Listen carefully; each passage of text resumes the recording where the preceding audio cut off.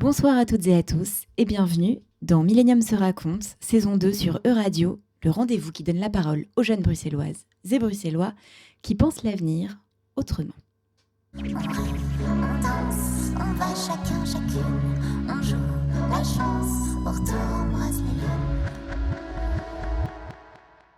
Aujourd'hui, c'est un épisode spécial compétition belge du festival Millennium, cette année qui célèbre sa 15e édition anniversaire du 26 mars au 6 avril dans les meilleurs cinémas de Bruxelles et avec pour président d'honneur cette année le grand et dissident Ai Weiwei. Nous célébrons cette année également le fil rouge nommé les réalités invisibles à travers des personnages hors du commun que nous souhaitons mettre plus que jamais en avant, des personnages qui incarnent de façon héroïque le rôle de leur vie dans chacun des films. La compétition belge cette année est plus réduite, plus sélective que les années précédentes et nous sommes ravis de ce cru. Mais d'abord, place à Olivier Magis et à Sébastien Wilmans qui sont venus et qui viennent ici présenter Le Souffle Court, un long métrage sur les soignants pendant le Covid. Nous sommes au Café L'Ascenseur qui relie le Palais de Justice au Marolles et avec nos invités, on décolle. Direction les coulisses du festival. Bienvenue à tous les deux autour de cette table. Alors, le film Le Souffle Court, en compétition belge, est filmé par un collectif de réalisateurs pendant le Covid. Il démarre le premier jour du confinement. En mars 2020, un collectif bruxellois de réalisateurs entame des échanges sur Skype avec 8 soignants de première ligne, mobilisés face à la pandémie du Covid. Au fil des mois, la parole se libère, ils sont optimistes, désillusionnés, fragilisés, ils partagent leur engagement, leur souffrance et leur combat. Merci Olivier et Sébastien d'être ici. Et la première question, c'est que le film démarre le premier jour du confinement. Alors comment on crée un film comme ça, aussi vite ? Comment est né ce film ? Comment, dès le premier jour du confinement, comme ça, vous avez réussi à avoir un premier soignant ? Je te laisse la parole parce que c'est toi qui as lancé le... Voilà, la jeunesse du film. Tu me suivras alors. Oui, exactement.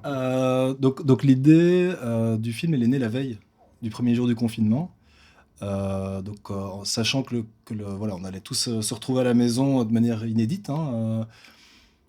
Voilà, je suis rentré à la maison en me disant tiens, j'espère que ce qui va arriver, bon, je pensais un peu comme tout le monde, j'espère que ce sera assez court, mais surtout j'espère que ça va être filmé. Ce qui va arriver va être filmé dans le sens où que ce soit les grands conflits que nous avons connus au XXe siècle, par exemple ici en Europe, ou que ce soit des grands mouvements sociaux. On a très souvent laissé, dans les livres d'histoire, on a très souvent laissé la place au factuel et moins à l'humain. Et donc, voilà, je m'étais posé la question, voilà, qu'est-ce qui restera de ce qu'on va traverser maintenant, non pas du point de vue donc, des praticiens, des soignants, mais au niveau, pas au niveau de leur pratique, j'ai envie de dire, au niveau de l'épidémie, mais au niveau de leur ressenti humain. D'où l'idée de travailler directement sur eux et plus spécifiquement sur les praticiens et praticiennes de première ligne. Et c'est là que dès le lendemain, j'ai commencé à envoyer des messages, des SMS, des messages autour de moi. Est-ce que vous connaissiez des praticiens de première ligne ou c'était des amis d'amis ? Très peu. C'était des amis d'amis. J'en connaissais, mais trop peu. Et puis surtout, il y avait une angoisse terrible à ce moment-là, qui faisait que les soignants, même les rares que je connaissais, ne me répondaient pas vraiment. On disait « Attends, là, j'ai pas le temps, on est occupé à gérer ». Et donc voilà, j'ai envoyé tous azimuts. Et puis, comme je me sentais, je sentais que l'entreprise serait énorme pour essayer de rameuter des soignants de première ligne. J'ai appelé un premier ami qui était à l'IAD avec moi il y a pas mal d'années et qui était aussi avec Sébastien qui est à côté de moi. Donc, spontanément, j'ai appelé un premier pote, puis un deuxième, puis un troisième, parce que des soignants et soignantes ont commencé à se manifester en disant, voilà, on est intéressé par votre projet, expliquez-nous. Et donc, voilà, on s'est défini ensemble une petite charte en disant, voilà la ligne directrice dans laquelle on aimerait bien travailler, avec déjà toute une série entre guillemets, d'interdits. On savait déjà plus ou moins ce qu'on ne voulait pas aborder, et on savait aussi dans quel sens, plus ou moins, on voulait travailler, comme je l'ai dit, l'humain derrière le praticien. Et voilà, et c'est comme ça qu'on a eu un effet boule de neige, les soignantes se manifestaient, on ouvrait davantage de postes de réalisation, et au final, on s'est retrouvés après 3 semaines, vraiment à la fin de la 3e semaine, on était 12 à accueillir chacun entre 3 et 5 soignantes. L'idée étant de travailler au long cours, c'est-à-dire qu'on ne voulait pas avoir des interviews uniques, mais on voulait vraiment des interviews dans la durée, interviews qui sont devenues par la suite, non plus des interviews, mais de vrais échanges, puisque des amitiés se sont nouées à mesure qu'on se rencontrait. Et c'est ce qui a donné le film Le Souffle Court, où pendant plus d'1 an, on a vraiment les mêmes soignants-soignantes qui ont été suivis pendant toute la durée, en tout cas des 2 premiers confinements, par les mêmes personnes, par les mêmes réalisatrices, mêmes Donc il y a réalisateurs. 8 soignants, il y a 12 réalisateurs. Et comment vous faites pour collaborer avec autant de... Ah ouais, alors réalisateurs, la petite confusion en fait, c'est que effectivement dans le film qui passe au festival, il y a 8 soignants, mais on en a suivi 35. Ok. Et pendant combien de mois 8, 10 mois Alors, 8 mois, oui, plus ou moins. Alors ça dépendait. Au début, on a commencé, donc on en a eu 35. Et puis, à la fin du premier confinement, sans savoir qu'il y aurait un deuxième, troisième, etc. Voilà, enfin, je parle de vague aussi, pardon. On s'est réunis, les 12 cinéastes, on s'est réunis pour savoir, en cas de deuxième vague, c'était chez toi d'ailleurs qu'on s'est réunis, en cas de deuxième vague, sans savoir si elle existerait, qui est-ce qu'on suivrait encore ? Et donc, on a fait un vote, entre guillemets, le but n'étant pas de couper des têtes, hein, mais on a dû faire un vote pour faire des choix. C'est ça, c'était ma question. Voilà, c'était comment vous avez sélectionné les personnages ? Comment on sélectionne ? Donc, dans un premier temps, les 35, on n'a pas sélectionné. On a accueilli uniquement celles et ceux qui étaient de première ligne et qui acceptaient de jouer le jeu, non pas de nous parler du factuel, mais de nous parler de leur point de vue singulier de la crise, c'est-à-dire vraiment humainement ce qu'ils traversaient, émotionnellement ce qu'ils traversaient. Au long cours. Tous ceux qui disaient « je veux bien vous parler une fois, mais pas plus », ben voilà, merci beaucoup, au revoir. Donc c'était les plus généreux aussi. Oui, et spontanément, c'était celles et ceux qui sentaient qu'il y avait un devoir de laisser une trace. Et donc on a eu pas mal de soignants qui disaient on aurait bien voulu déjà vous parler avant le Covid, parce que les problèmes structurels et politiques autour de notre profession existaient déjà avant, mais on est ravis de pouvoir collaborer maintenant. Et souvent, ce sont ceux qui sont le plus livrés. Ils ont livré une parole de l'intime, et aussi une parole qui va bien au-delà du Covid, bien au-delà de l'intime. C'est aussi une parole qui parfois prend des engagements sociologiques, politiques, voire historiques. Il faut voir le film pour s'en rendre compte. Mais donc voilà, donc on a travaillé avec 35, on a accueilli 35, et des 35, il n'en restait plus que 12 suite à un premier échange entre cinéastes. On en a gardé 12, et donc on a suivi ces 12 pendant les vagues suivantes. En tout cas la deuxième et même la troisième, on les a suivis, et des 12, il n'en reste plus que 8, voilà, dans le film Le Souffle Court. Voilà. Mais le choix a été compliqué parce qu'il y a effectivement... Enfin, c'est difficile de dire « Ah, toi, tu passes pas très bien » ou « Toi, ton histoire est pas très intéressante » parce qu'ils avaient tous des histoires super intéressantes. Mais à un moment, voilà, on a eu des longs débats. Hein, à chaque fois qu'on se retrouvait avec le collectif, c'était pas discuté pendant une demi-heure, on se retrouvait à discuter toute la journée. Et de passer de 12 à 8, c'était ce qui est le plus compliqué, parce qu'il y a un moment, voilà, on ne peut pas mettre... plus il y a de personnages, moins de place on a par personnage, et donc du coup, il a fallu faire des choix un peu douloureux en finale. Oui, justement, vous avez dû sélectionner seulement 8 personnages, mais vous étiez aussi 12, donc j'imagine que les discussions comme ça pendant tout le film, c'est pas simple de réaliser un film avec 12 réalisateurs. Alors moi, ce qui nous intéresse aussi, c'est comment on fait pour réaliser un film en collectif comme ça, comment on échange les directives ensemble. Alors, première chose, c'est qu'on n'avait pas de recette, puisque tout s'est fait dans l'improvisation et dans l'urgence. Ouais. Donc, il a fallu jouer d'empirisme et jouer d'intuition et de discussion. Donc, par rapport au choix des soignants, je l'ai dit, on avait un dénominateur commun en disant, voilà, on cherche tel et tel et tel type de profil. Voilà, ça c'était clair. Par rapport aux cinéastes, voilà, que j'appelais, et puis que j'appelais parfois via aussi vos suggestions. Jean-Baptiste, par exemple, c'est toi qui me disais, tiens, ce serait intéressant de me faire monter à bord. On cherchait des profils de cinéastes aussi qui colleraient avec la démarche de travailler dans la durée. Même on travaillait sans contrat, sans argent, sans rien en fait, hein, même sans scénario. On n'avait rien, on ne savait même pas dans quelle direction on allait. Oui, c'était hyper impulsif. Oui. Il nous faut laisser une trace de ce qui se passe qui est inédit. Voilà, mais surtout, on ne savait pas, enfin, peut-être juste pour rappel, l'écrasante majorité des gens pensaient, et c'était même ce qu'on lisait aussi dans la presse, qu'on entendait autour de nous, que ce confinement serait terminé avant les vacances de Pâques, en 2020. C'était censé durer 3 semaines, max. Maintenant, il y a l'ironie de l'histoire qui fait qu'on sait ce qui s'est passé, mais c'est comme la guerre en Ukraine ou la Première Guerre mondiale. On pensait que ce serait rapide, et en fait, on voit bien que ça risque d'être beaucoup plus long que prévu. Et donc, comment est-ce qu'on a travaillé ? J'expliquais par rapport au choix des soignants, par rapport à faire monter à bord des cinéastes bruxelloises. On voulait travailler en français aussi, et chez nous, donc à Bruxelles et en Wallonie. Et ensuite, par rapport à comment est-ce qu'on va dealer entre nous par rapport à une méthode de travail, comment est-ce qu'on va travailler par rapport à la répartition de ce travail-là, comment est-ce qu'on va écrire ensemble, comment est-ce qu'on va dealer avec la société des auteurs pour voir notre implication en termes de droits, etc.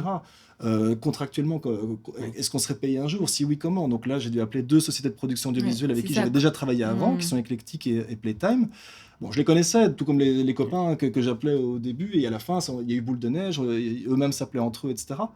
Et donc, on a vraiment dû fixer des règles hyper claires. Et on se voyait sur Skype, quand on avait le temps, pour en discuter.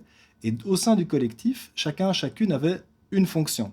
Ok. Donc, il y avait, par exemple, un responsable de la coordination des contrats. Il y en a un qui Oui, était donc c'était quand responsable... même très structuré. On n'a pas le choix. Il y en avait un qui était responsable, par exemple, de tout ce qui était scénario. Donc, tout ce qui était lié à l'évolution du scénario de documentaire. Ça, c'était Christopher, par exemple, voilà, qui s'excuse de ne pas pouvoir être là ce soir.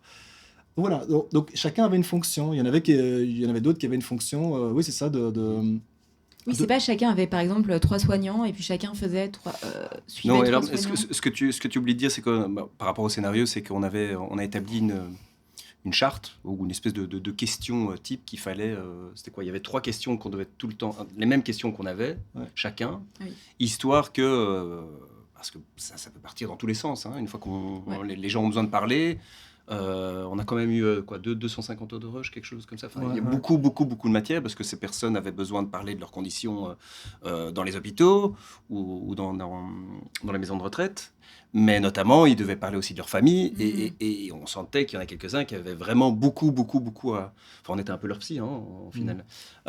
Mais tout ça, il fallait un peu le structurer. Donc, on avait les 3 questions de base et qui nous permettaient d'au moins avoir des thématiques qui pouvaient se répondre l'une à l'autre. Les questions, en fait, étaient les mêmes que chacun d'entre nous devait poser aux soignants. Voilà, donc il y avait des questions fondamentales qui, en fait, viennent d'un film de Chris Marker, Le Joli Mai. Comme ça, au moins, on révèle un peu le secret. Super. Ce sont des questions qui viennent principalement de là et qui étaient tellement fondamentales dans le film de Marker qu'on s'est dit, voilà, avec Christopher, on va les graver dans le marbre pour que ce soit vraiment notre base de travail. Et au-delà de ça, chacune exprimait d'autres questions qu'il ou elle trouvait pertinentes à poser. Et alors, on les mettait en deuxième choix, un deuxième bloc. Et alors, on allait puiser dans ces questions qui émanaient du groupe. On allait puiser dedans pour aussi... voilà, par exemple, la question des rêves. Tiens, est-ce que tu as rêvé de quelque chose récemment? Est-ce que tu pourrais m'en parler?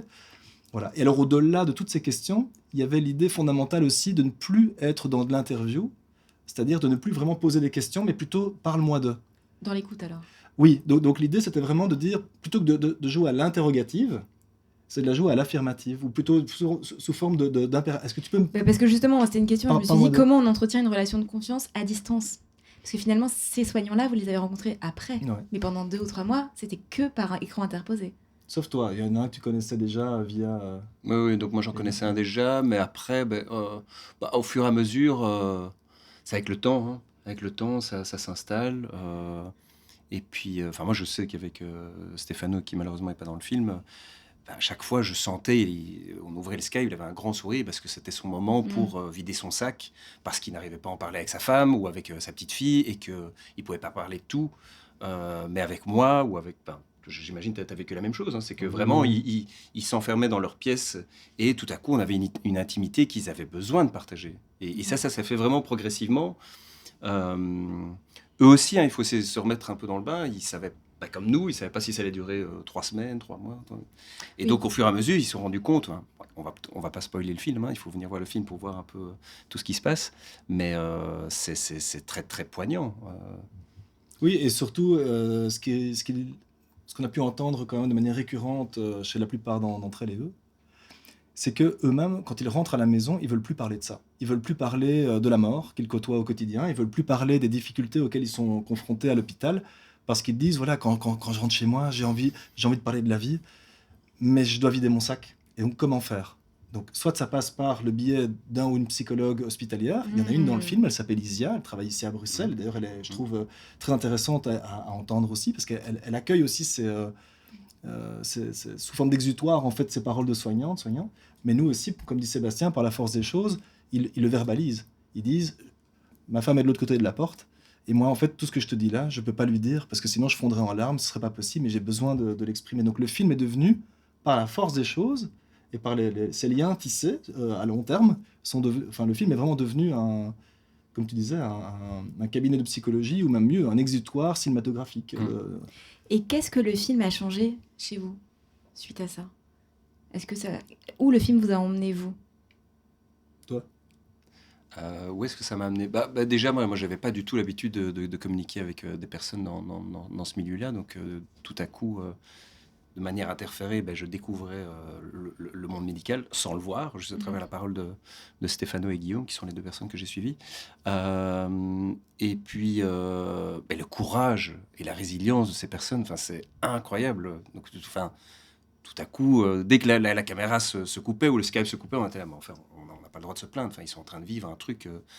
je ne sais pas si on peut le... À la base, on avait pensé à un autre titre pour le film qui était Retour du front, parce que ces personnes étaient vraiment sur le front à vivre des choses inimaginables pour le commun des mortels. Donc tout ça, rien que ça, c'était une chance incroyable d'avoir pu vivre ça et de sentir que...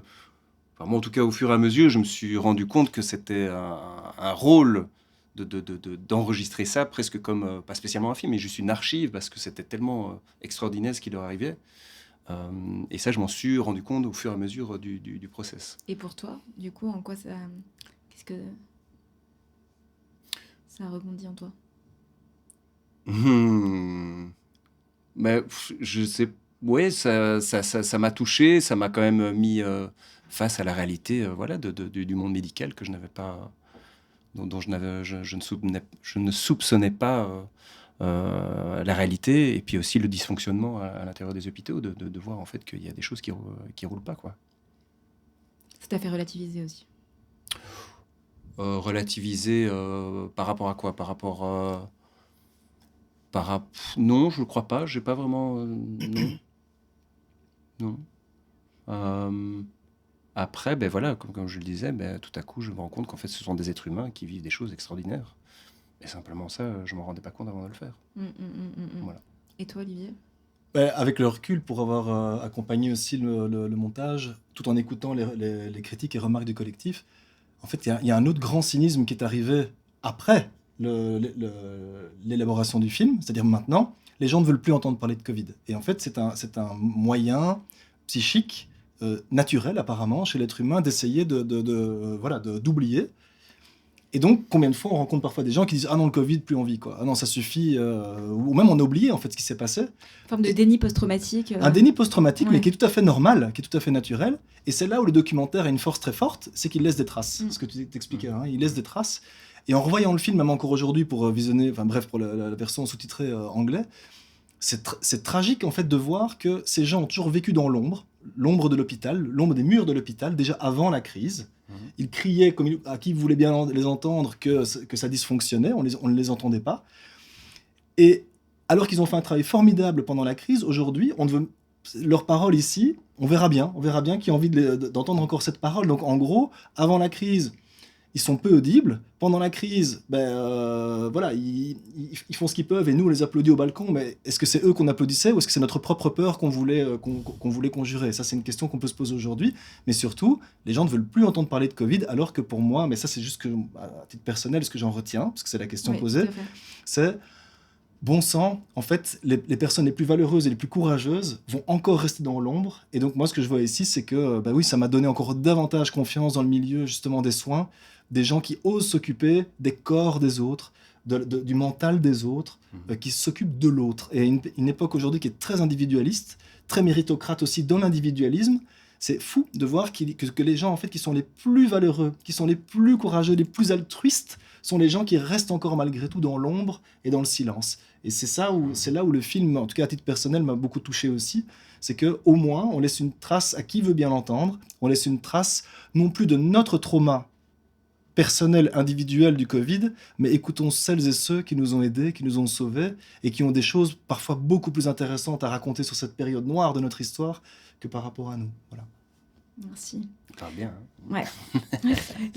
Écoutez, merci beaucoup. On finit toujours notre interview par une petite note d'espoir. Donc j'ai envie de vous demander, quel est votre vœu ou votre rêve à faire passer vers le futur? À travers le film ou alors personnellement? Qu'on communique mieux entre nous, quoi.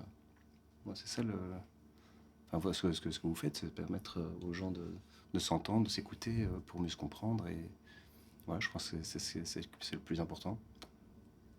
Moi, je dirais qu'on arrête de prendre soin de nous en tant que petite personne et qu'on prenne soin de nous au sens large du terme, c'est-à-dire de notre planète, de notre société. Parce que c'est là aussi où est le problème, c'est que je trouve il y a un paradoxe monstrueux, on a un défi qui est unique, c'est celui du changement, du changement climatique, et en même temps, il y a une poussée d'individualisme qui parfois qui m'effraie.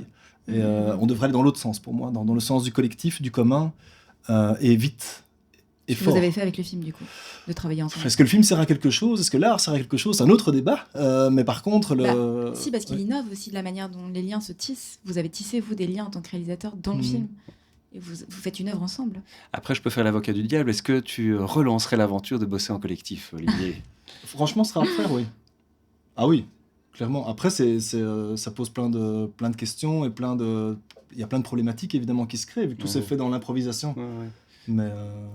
Ce serait pas ton cas, Sébastien. Non, mais je dis ça parce que c'est compliqué. On a tous des visions, on a tous des égos, on a tous des personnalités différentes qui font que c'est pour ça que ça prenait tellement de temps de débattre et tout ça. C'était hyper riche, mais c'est pas toujours évident de s'entendre, de pas faire parce qu'on voulait surtout pas faire un film de compromis, hein, parce que si on donc tout ça a pris du temps, a pas toujours été facile, mais bon, le film est là, on est content et on y est arrivé. Donc, j'ai pas envie de dire que l'idée du collectif, c'est mort, mais c'est juste qu'il faut savoir que ça prend beaucoup d'énergie. Et toi, tu es le premier à avoir vécu tout ça, puisque Olivier s'est occupé du montage avec la monteuse, parce que la monteuse nous a dit il n'est pas question que vous soyez à 12 dans la salle de montage. Donc, Olivier a pris un peu ce rôle principal. Mais effectivement, tu étais un peu entre la monteuse, le collectif et tout ça. Et ça a été... je te félicite d'avoir eu le courage d'être arrivé jusqu'au bout, parce que c'était effectivement pas tous les jours facile. Oui, mais c'est là où c'était intéressant, c'est que c'était hyper cadré, et chacun avait voix au chapitre. Même ici, par exemple, à l'heure où on parle, notre affiche est terminée depuis quoi? Depuis 1 heure ou 2 heures? Parce que même pour notre affiche, chacun donne son avis.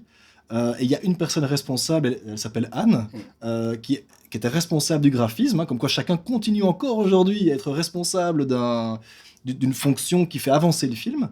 Et même là aussi, on discutait à la virgule près, c'est chronophage parce qu'il faut écouter tout le monde et en même temps prendre des décisions qui font avancer les choses. Un jour,